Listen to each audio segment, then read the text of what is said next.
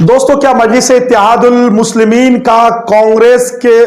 तेलंगाना विधानसभा चुनाव के बाद कांग्रेस की तरफ नरम पड़ता हुआ दिख रही है मजलिस इत्तेहादुल मुस्लिमीन? ये बातें मैं इसलिए कह रहा हूं दोस्तों, क्या कांग्रेस पार्टी के साथ सरकार में शामिल हो सकती है? ये भी बातें अब हो रही है, क्योंकि जब से मजलिस इत्तेहादुल मुस्लिमीन के फ्लोर लीडर जनाब अकबरुद्दीन ओवैसी साहब स्पीकर बने, उसके बाद अनुमुला रेवंत रेड्डी जो मुख्यमंत्री है तेलंगाना के, उनको झुक करके सलाम करना, उन तमाम गवर्नमेंट एक्टिविटीज में पूरी तरह से दखल रहना, यह दर्शाता है कि मजलिस इत्तेहादुल मुस्लिमीन भले ही सरकार में शामिल ना हो, लेकिन ताईद में तो जरूर है। इन तमाम चीजों से जाहिर यही होता है। और आपको एक बात याद दिलाना चाहूंगा दोस्तों, आपको याद होगा जनाब अकबरुद्दीन ओवैसी साहब अपने स्पीचेस में, अपनी तकरीरों में बारहा कह चुके हैं कि सरकार किसी की भी बने, तेलंगाना में सरकार किसी की भी हो, आपके अकबरुद्दीन ओवैसी के पास इतनी ताकत है, इत्तेहाद की बरकत है कि अपने सबको झुका सकते हैं। काम लेने का तरीका जानते हैं, आपकी विकास के लिए, आपकी तरक्की के लिए अकबरुद्दीन ओवैसी हर मुमकिन कोशिश करते हैं। अब दोस्तों बता दें कि जब से बीआरएस की हुकूमत गई है और कांग्रेस की हुकूमत आई है, मजलिस इत्तेहादुल मुस्लिमीन की तरफ से झुकाव कांग्रेस की तरफ, क्योंकि मजलिस इत्तेहादुल मुस्लिमीन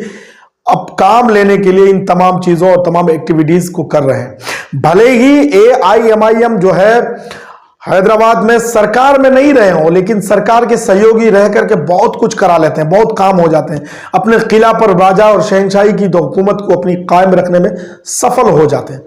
अनुमुला रेवंत रेड्डी जो है, उस हिसाब उनकी जो प्रतिक्रियाएं पहले थी, और खुद जनाबे बैरिस्टर असदुद्दीन ओवैसी साहब की जो प्रतिक्रियाएं थी, वो काफी जो है एक दूसरे के ऊपर जो है टारगेट करते थे, एक दूसरे के ऊपर हेड स्पीचेस होते थे, लेकिन अब मामला बिल्कुल नॉर्मल होता हुआ दिख रहा है। और जनाबे बैरिस्टर असदुद्दीन ओवैसी साहब ने कहा कि सरकार जिस तरीके से सही से चलाए, इंसाफ के साथ सरकार डेवलपमेंट करेगी, इंसाफ के साथ सरकार जो है इमदाद करेगी, तो यकीनन हम उनके तायद करेंगे, हम उनके जो है कामों की सराहना करेंगे, क्योंकि जो बेहतर काम होगा उनके लिए हम पीछे बिल्कुल ही नहीं रहेंगे। और कांग्रेस सरकार ने जो सबसे पहला काम किया, जिसको मजलिस इत्तेहादुल मुस्लिमीन के साथों विधायकों ने भी तायद किया बसों पर चल के, कि महिलाओं के लिए बस की जो टिकट थी वो फ्री कर दी गई है।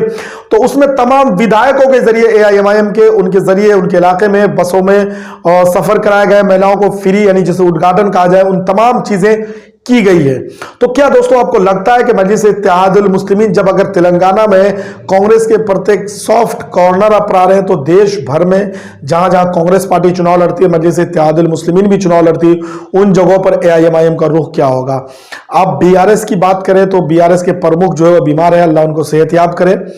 लेकिन सियासत में कुछ भी नामुमकिन नहीं है मेरे भाई, कुछ भी नामुमकिन नहीं, क्योंकि असदुद्दीन ओवैसी साहब तो मामू यानी KCR को CM बनाना चाहते थे, लेकिन ऐसा हुआ नहीं, कांग्रेस सत्ता में आ गई है। अब सियासत में क्या रंग और रूप देखना बाकी है, लगातार हम बने रहेंगे। दीजिए इजाजत, मिलेंगे अगले अपडेट के।